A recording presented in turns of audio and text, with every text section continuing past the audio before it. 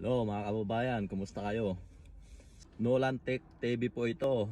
Tutin lang natin yung isang tanong ng kababayan natin kung ano daw ba ang trato ng mga supervisor at manager dito sa isang ordinaryong manggagawa.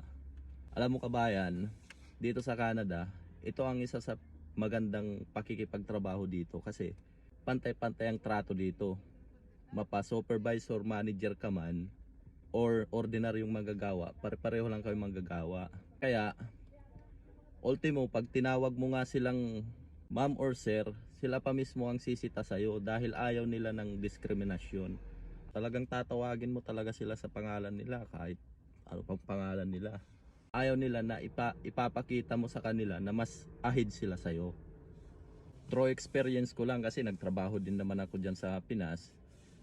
Hindi ko naman nila lahat pero ang supervisor o manager dyan, kung umasta talaga, akala mo may-ari na ng kumpanya.